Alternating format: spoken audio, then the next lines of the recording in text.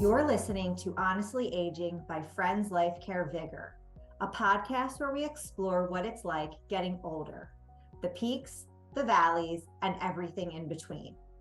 In this season of Honestly Aging by Friends Life Care VigR, we're covering topics related to solo aging. I'm your host, Cheryl Praska. Let's grow old together.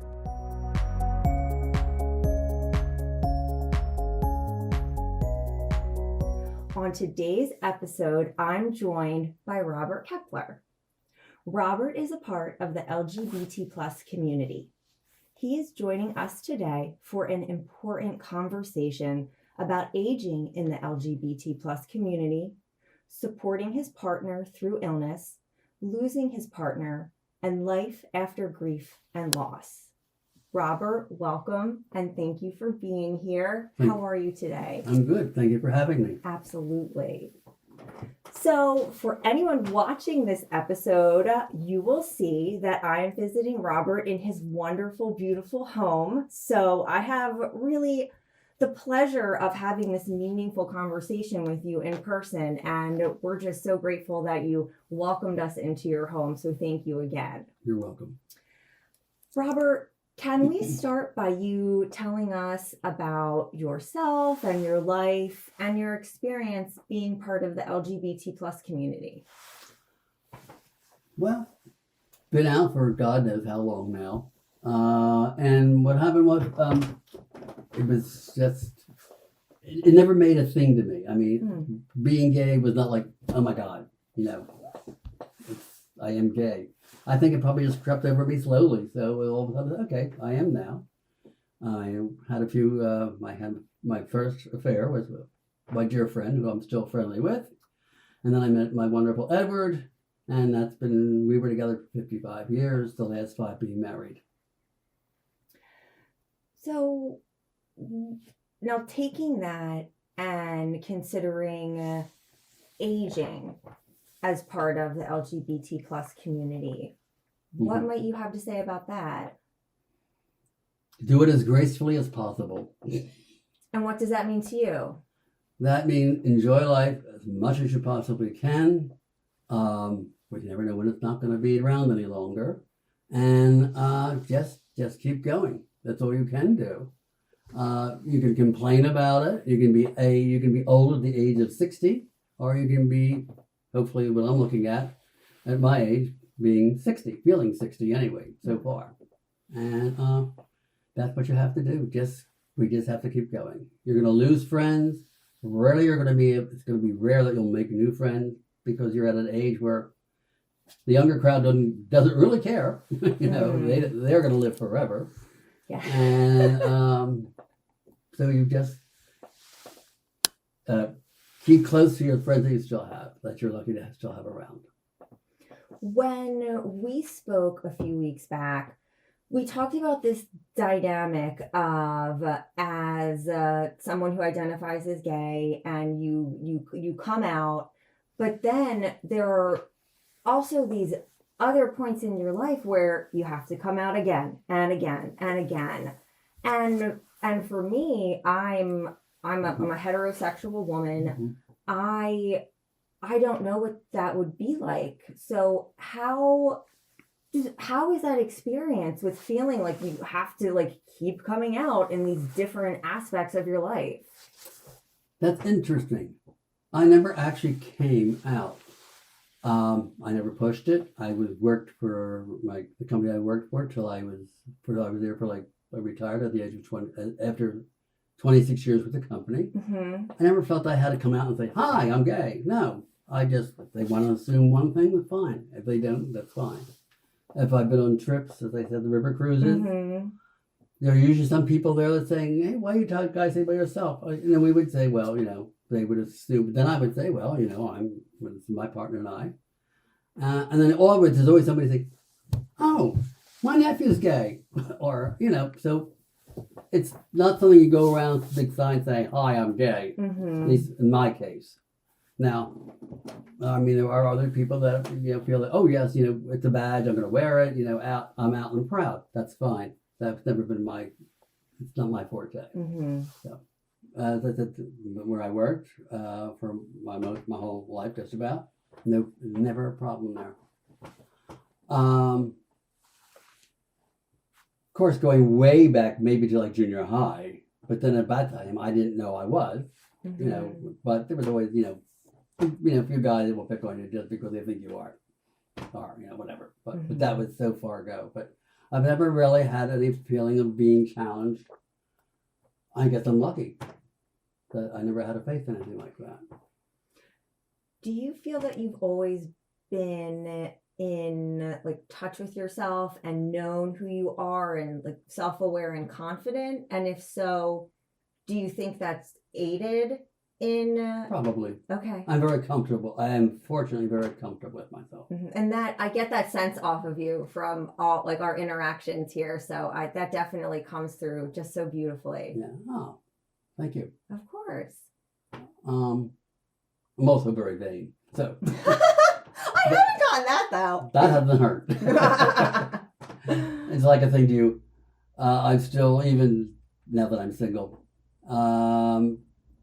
still have enough tendency to sit there and get, confident enough, or you want to call it that way, or conceited enough that, I still will dress best I can. I mean, I know some people when they get older is like, I don't care, I'll just walk around my bathrobe, or I'll go outside and take walks on my PJs, which kids are doing these days. I can't stand it. Me neither. But, that's their thing, Right, that's true. That's true. I just, So there's enough vanity, I guess, that one just goes out and faces the world as best one can.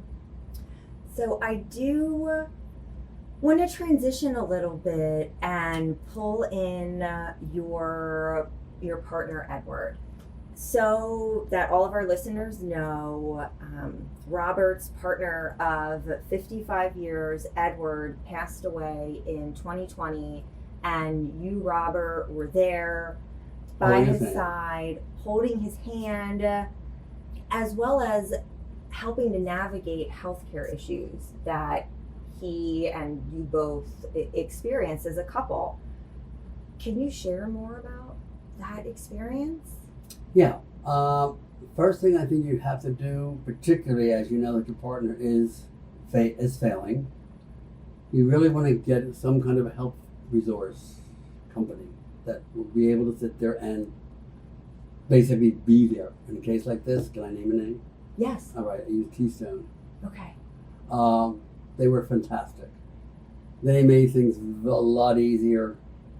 And as Eddie really got worse and worse, and I realized he couldn't remain home, which was killing me, because I promised him that he would, keep him here as long as possible.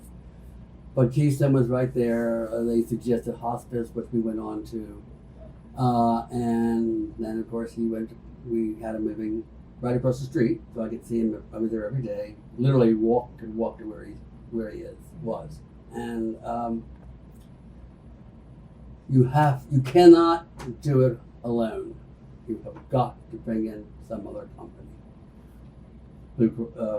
Friends, home health care is a fine example as well. Well, thank you. Yeah. When Edward did ultimately pass away, there was naturally a grieving process. Can you talk about your grief and how you worked through it?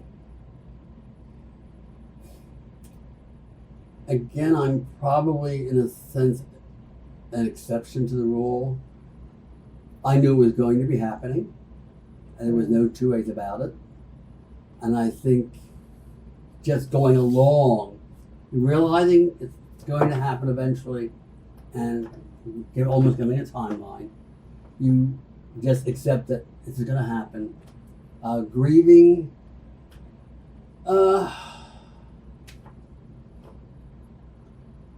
I didn't really, it sounds cold, I suppose, but I didn't really grieve in the sense of, oh my, now he's gone and all that.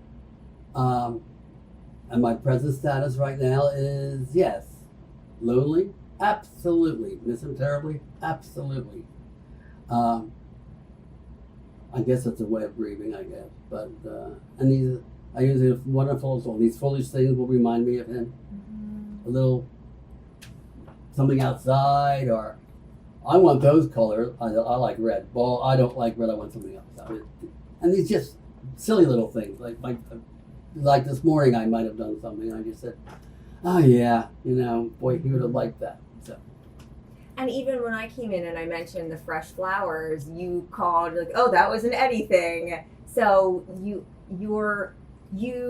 in your person and in your home are keeping his spirit and his essence alive. Absolutely. And I like the word you use, essence. Absolutely. His essence is here. I can, if I stretch my imagination, actually picture it. I can even picture him right now. Probably not agreeing with what I'm saying, but it's his essence. I guess that was part of it. Yes. What support have and are you receiving from your family and your friends? No family support. My sister lives in Virginia, so we talk once a week, maybe sometimes twice a week. And I have two wonderful people in my life right now. One is, of course, my wonderful Kathy, who has been actually doing my cleaning for Eddie and I for 20-some years. But she's more than that. She's absolute family. She's somebody who, if I need anything, actually when I went to the hospital not too long ago, she was, why are you there? I'm coming over. What do you need? I said, I need to get out, bring my clothes. Come fast. Yes. And she will do anything for me. And there was another woman I had met named Sandy, and Sandy's a wonderful woman. We usually get together once a week because we like to do crossword puzzles. And I met her actually at the facility where Eddie was. Her husband was sharing the same bed. And we just hit it off like almost right away. And there's also, as far as anything else is concerned, again, another woman in my life. Now, is the one who cooks for me twice a week. I guess that's my support group. Would you prefer to age independently in your own home or live in a nursing facility? I know what I'd rather do. Friends Life Care membership offers just that. Plan today for a future lived at home with vitality, independence, growth, and resilience while protecting your savings. Learn about your options at a free seminar or webinar. Register at friendslifecare.org/register or call 215-628-8964. When, again, we talked a few weeks ago, preparing for this, you had talked about the importance of having a plan in place. Absolutely. Knowing that Eddie was ultimately going to pass away, as well as ensuring that having all of your finances were in order. Yes. Can you just tell our audience a little bit more about why and how you found that to be so pivotal? It's extremely important to have a good advisor, financial advisor. I have almost everything I have thrown into his hands as far as finances are concerned. The one thing I did not realize was how much money Edward had. We never discussed it. I mean, I had mine, he had his, but then after he finally died, at one point I was looking at something and I said, this is a ridiculous amount to have in this checking account. But, and he was, I'm saving that for when I get older and need health care. I said, we've already taken care of that now. We don't have to worry about that. But you need a good, strong financial advisor, somebody you absolutely trust. We've had Pat taking care of our money, since in his early 30s, I think. So I have important. Make sure you have a very good. There's nothing worse than being old with no money. That I can think of, because make sure you have a good, strong will. Make sure there's nobody around to contest it, and that's what you really just got to do. I'm very fortunate that I'm quite comfortable. So. Earlier, you talked. kind of answer that? I'm not sure.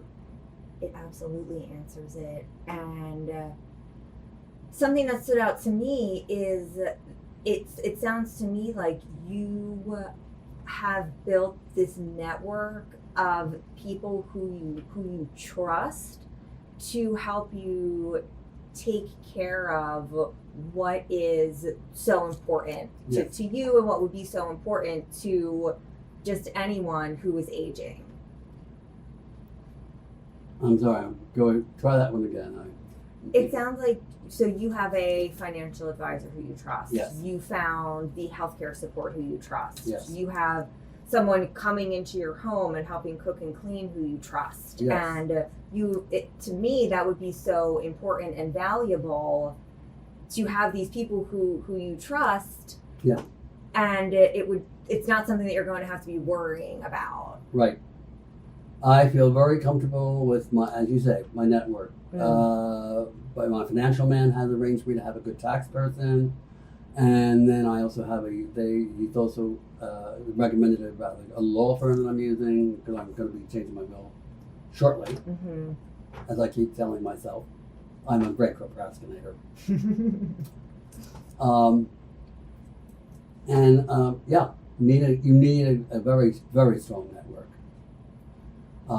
That, or you go to a nice, a wonderfully over 55, care place where you can live there from beginning to end kind of thing.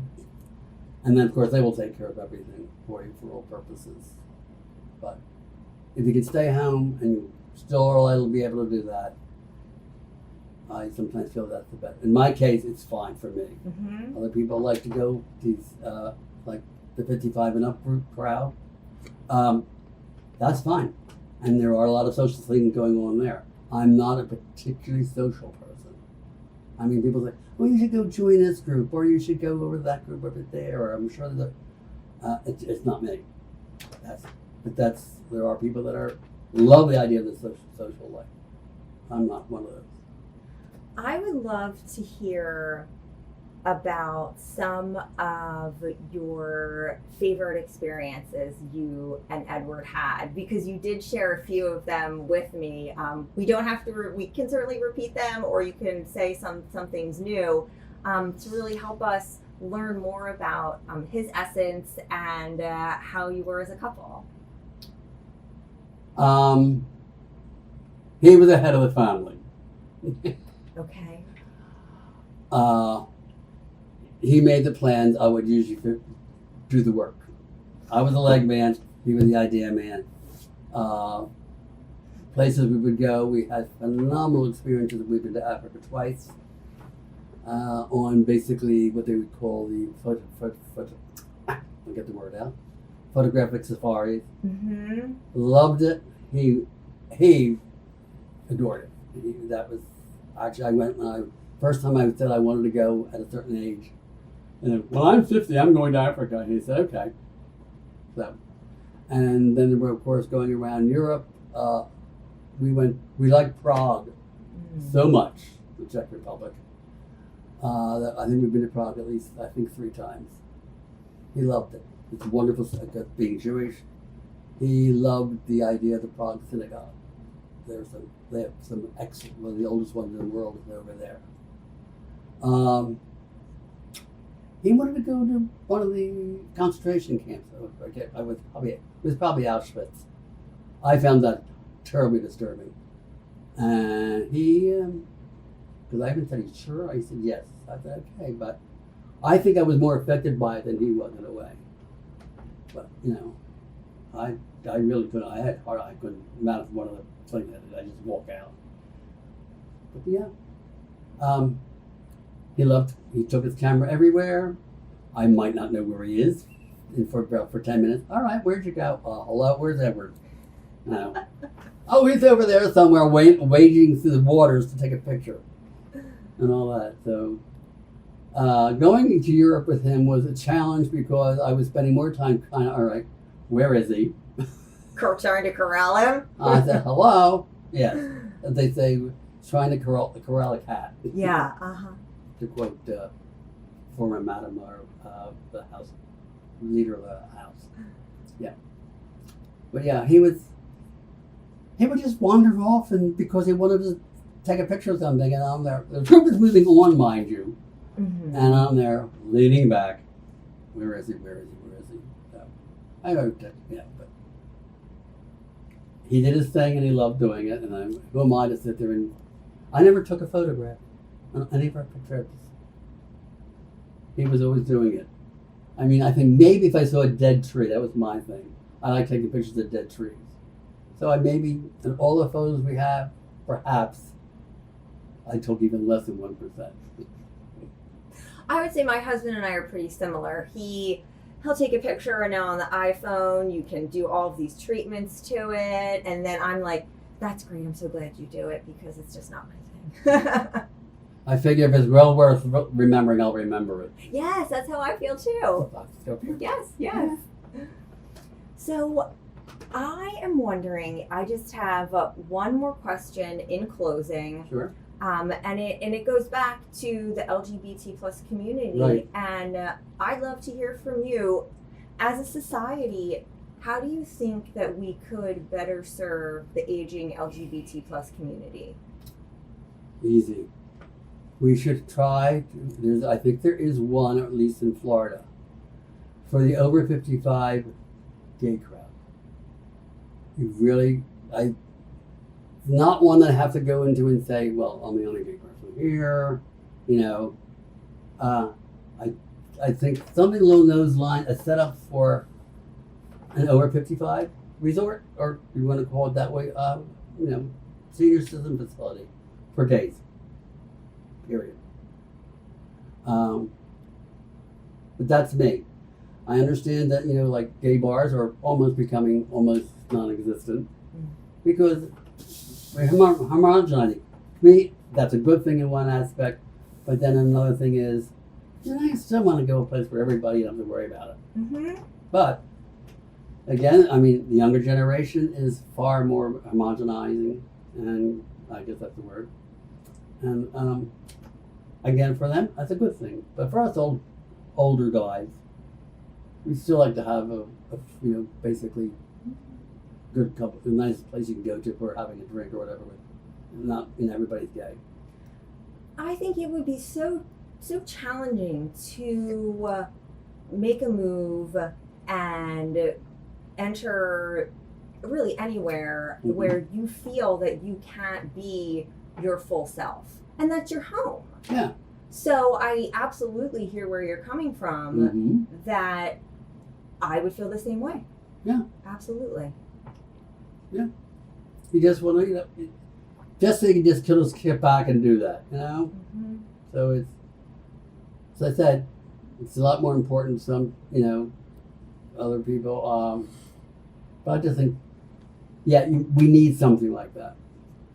Particularly, as I said, in the idea of having a senior, like Rydal East or whatever, Rydal West, things like that, which are huge. It's wonderful.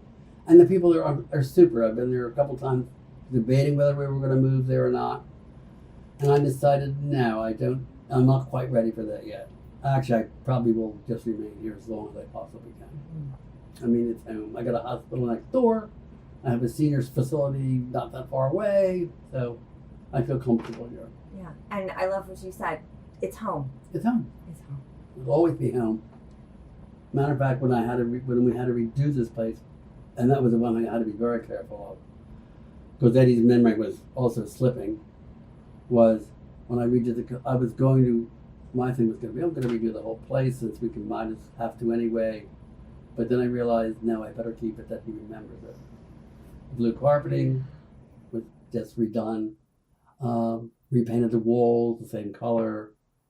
People said, hey, you want to change? I said, I would have, but it has to make him feel that he's still safe here. And if I change things, it would confuse him. Mm-hmm. And we were at that point. So he was the boss. As you said, he was the head of the house. He was the head of the house. Robert, thank you so much for sharing so openly and honestly about your life and aging as part of the LGBT plus community, as well as all of your experiences that you had with Edward throughout the 55 years of your relationship, the wonderful memories like touring Europe, and also the challenges of being there and supporting him through transitioning during his end of life. Yeah. Thank you. You're welcome. Thank you very much. And one last word, battle loneliness. The worst thing we have. I agree. Thank you for listening to Honestly Aging by Friends Life Care VigR, a unique program focused on aging with vitality, independence, growth, and resilience. You can find links and show notes from this episode on our website at friendslifecare.org/podcast.